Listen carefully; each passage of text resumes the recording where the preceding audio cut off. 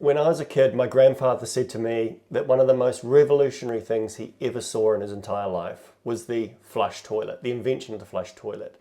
You see, in his day, he used to have to take raw sewage, cans of raw sewage out to the street to be disposed of by horse and cart every few days. And it just hard for me to fathom what life like that would be like. In my day, I wonder, what was the most revolutionary thing that has happened in my life? I would personally say probably the invention of the mobile phone, the fact that you can actually be anywhere almost in the world and then talk to somebody else anywhere in the world and communicate. And of course that has evolved to the likes of Starlink, where you can actually have 2 satellite receivers at different points of the globe anywhere in the world, and you can talk to each other at high speed with video and all the rest of it. Truly remarkable, I think. Obviously, the invention of the iPhone, maybe that's the thing of my kids' day. But then every now and then that technology keeps evolving and getting better. And so Apple's new Vision Pro, we had to talk about it. We had to get one. So I went down to Smudge, who are app developers. I talked to co-founder Reuben, who is an absolute authority on all things Apple. And we had a little bit of a chat to see what we thought of the new Apple Vision Pro.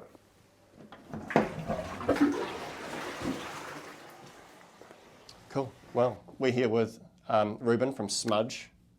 I guess tell us a wee bit about what Smudge is quickly, because you guys have been in the app development world forever. Yeah, so we started building apps. Basically, when the iPhone came out, we're like, oh my goodness, this is just the most awesome device. Yep.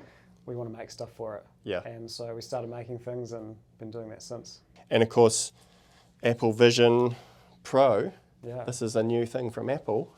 You and I, obviously, very early Apple adopters. First to get the iPhone 1 before you could even legally probably use it here in New Zealand. Yeah. And now, first to get this, I guess, in New Zealand, where it's not technically available. Yeah.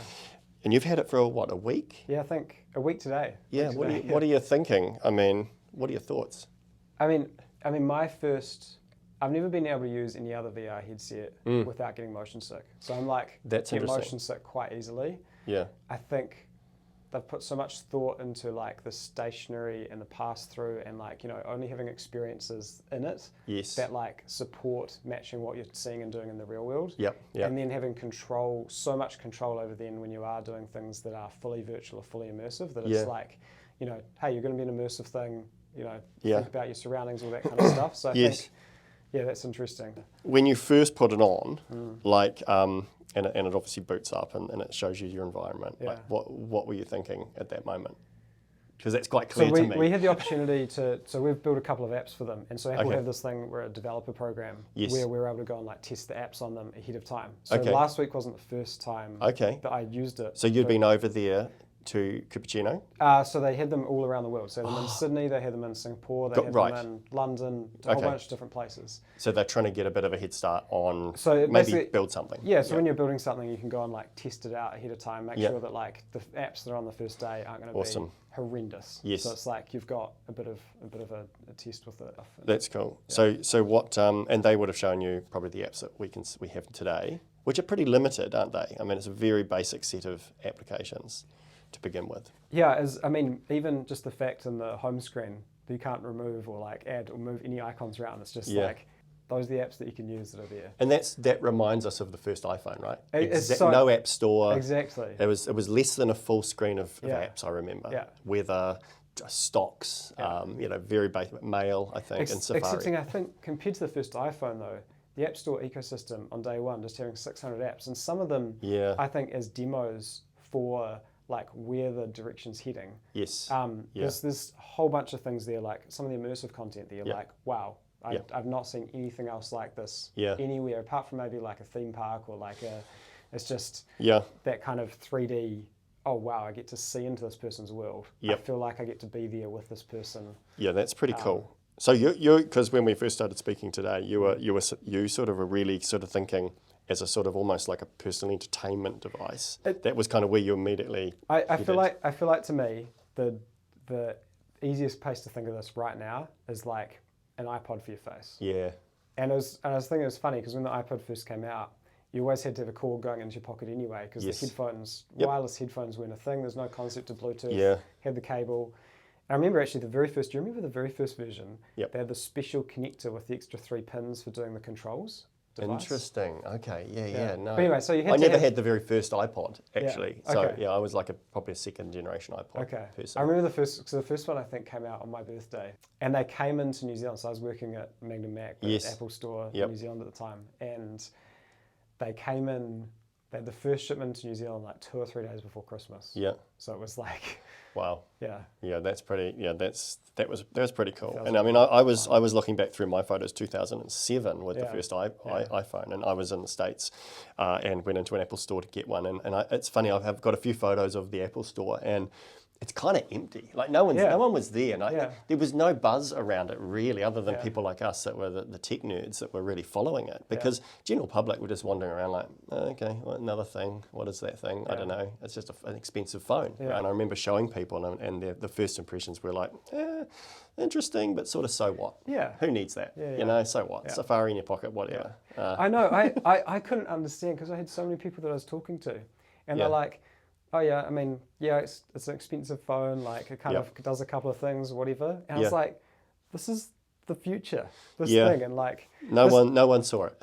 No, and it sounds nuts to say back now, but some of the first work that we ended up doing, we're doing with companies, and one of the reasons they're happy for us to do it was, the iPhone's like just a bit of a like gimmicky sort of thing. It's probably not going to go anywhere. Sure, you can build that stuff for us. And I'm like, okay. If only you had sunk every last cent that you had into Apple stock on that day instead of all the work. I mean, I don't think any financial advisor would ever say to go all in on anything.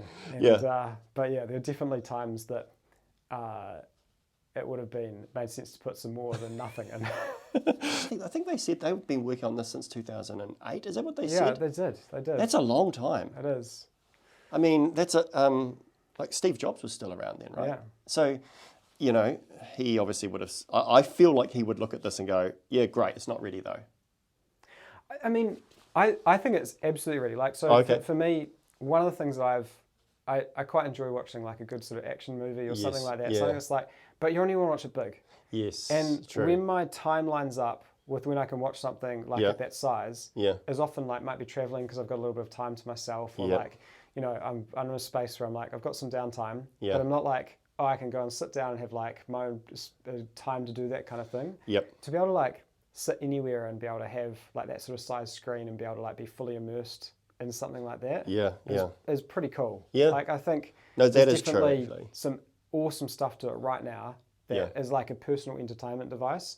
I don't know if do you remember those like Sony did them years ago, and so it was basically like little OLED screens on your face, like but they had no immersion, no spatial component. No, it was just literally a black with a screen. Yeah.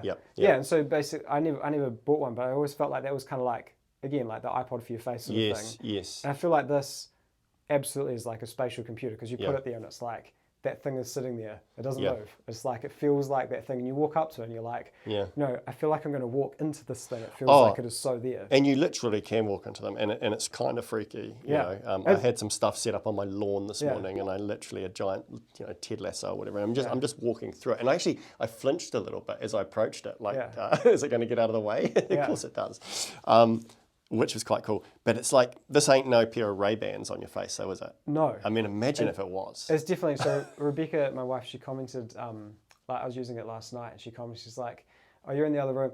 I mean, you're doing your own thing. Like, I didn't want to come in. It felt like there's such a barrier to like coming in, like approaching or just coming and seeing you. And I think there's a real, the eyesight thing, I think we were talking about this a little bit just before, but it's like, eyesight feels like the one thing where it's like, hey, it feels like you're in the room with someone. Yeah. Everybody that I've talked to, it feels like, can you see the eyes? And you kind of look up and squint. Yeah, I was saying to you earlier, it's like that feels like I've paid a lot of money and I'm sacrificing a lot of weight for something that is really not needed. So even though this version, the implementation of it, doesn't deliver on the promise that is supposed to be there, I still like the concept of it, and I hope they continue with it, and I hope that they make it to a point that it's workable. Yeah. Because I think having that interaction where it's like you still, I think the idea is good. Yeah. And it's No, I showing. love the idea. And I think they have to ship something, you know. Yeah, exactly. Seth Godin always talks about, you know, good products ship. Yeah. And they've shipped something, and good on them for doing it. And, you know, and the quality of the build is Absolutely. undeniable. There's no question. Yeah.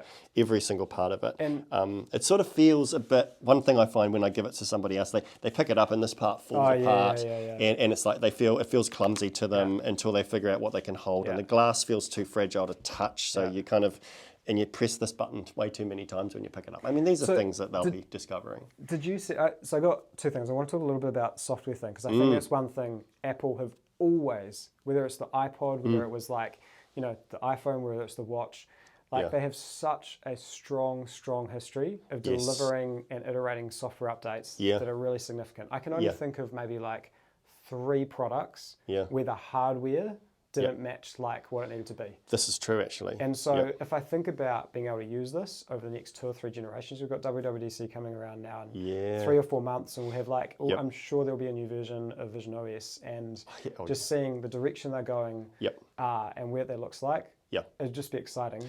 Oh, yeah. And I'm also sure there'll be dozens and dozens of killer apps that are just right on the verge of getting released and possibly being held back for WWDC, and, you know, to allow them to present and really showcase and do a proper launch.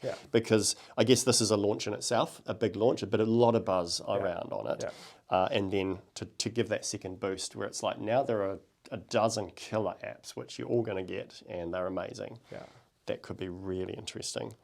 It's incredible, I mean, the battery pack reminds me of the first iPhone, being that aluminum.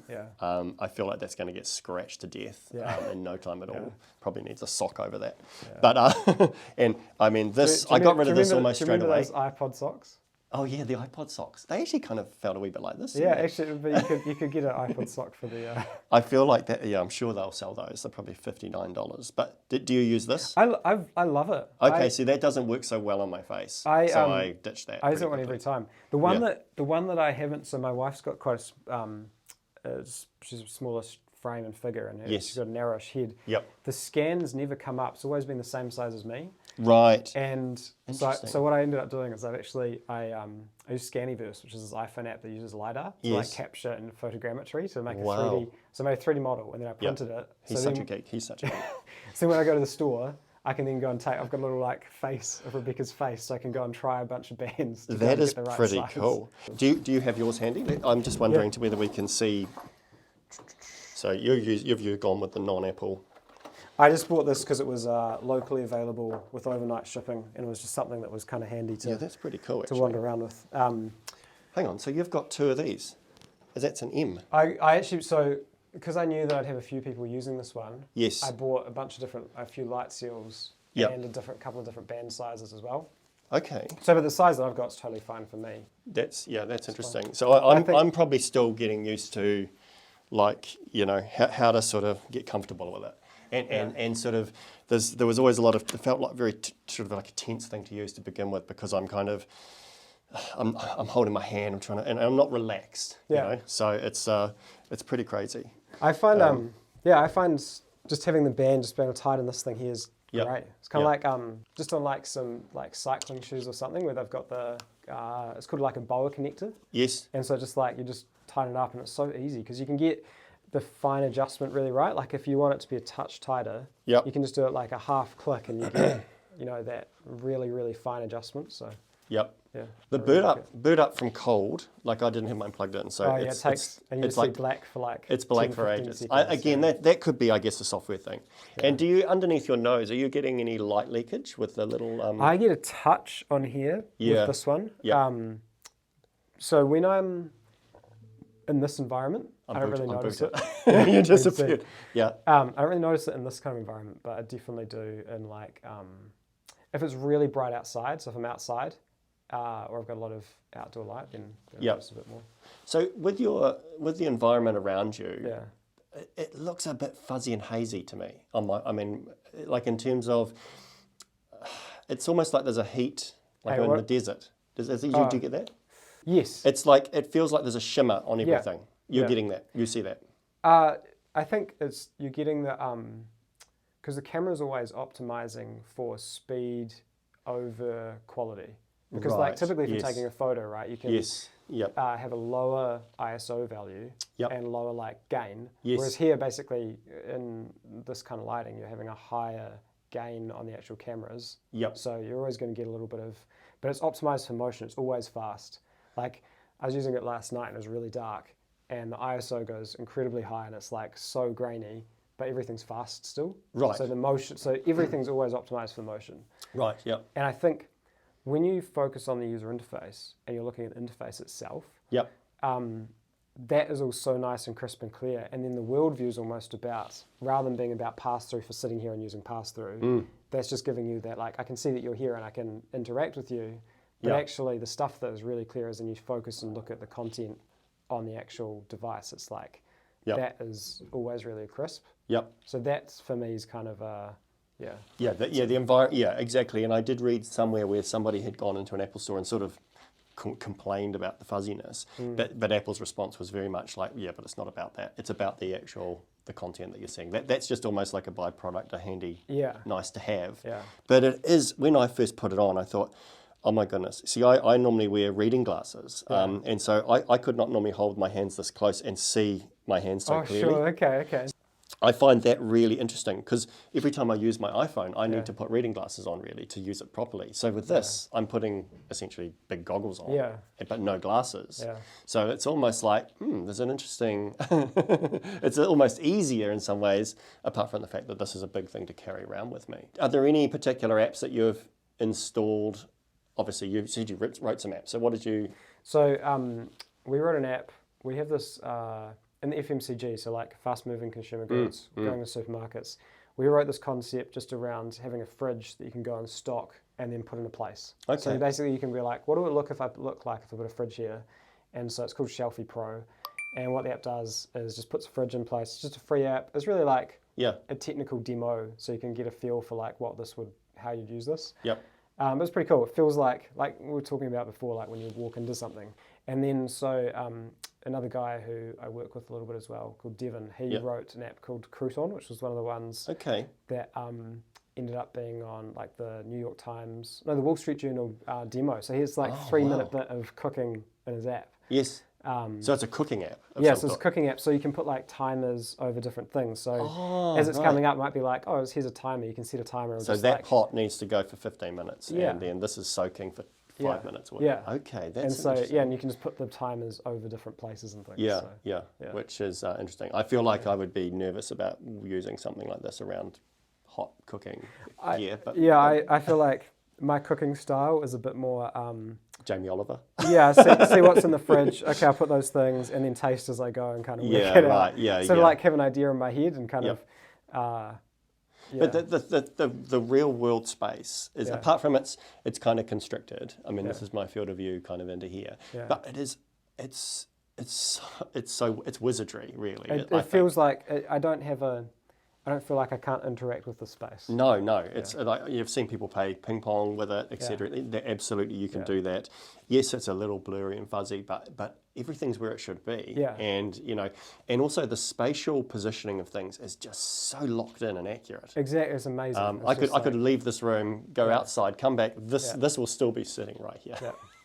Which is just nuts. I mean, I don't know how they do that, but that is pretty crazy. I'm learning stuff every time I put it on. It's getting more comfortable to wear it the more I try and use it. It kind of seems to be getting better with time, which is really, I'm really interested to see it. I think a couple of things for me that really work about this as a first product is because it's part of Apple's whole ecosystem, and if you're already in the ecosystem, where you've got your photos, you use iMessage, you use like all those different tools. Even if actually you're using SMS and you're just using messages and use on your phone, you can still send them. So it's like a lot of the default apps are kind of the key things that you do on your phone, and it interacts with everything. So like FaceTime, if you already use FaceTime with people, I think if you're part of the Apple ecosystem, I think it's a great first product. I think if you're not part of the Apple ecosystem, almost every single one of those things will be a bit frustrating because you're I can't really use this that well. I can't really use this. No, you're absolutely right. It's a really good point, actually. Hey, that's awesome. thank you so much for your time. We will do a follow-up on this, but great. Thanks for dropping in too. No. I was surprised doing all this, but absolutely. I think we just love this tech, so it's great to share our experiences with it. Yeah. And I look forward to catching up when we can actually see whether we've actually mastered. And also, I'm sure you're working on app ideas even as we speak. Yeah. Which could be really interesting to see how that develops as well. So cool. Thanks, Reuben. No, thank you.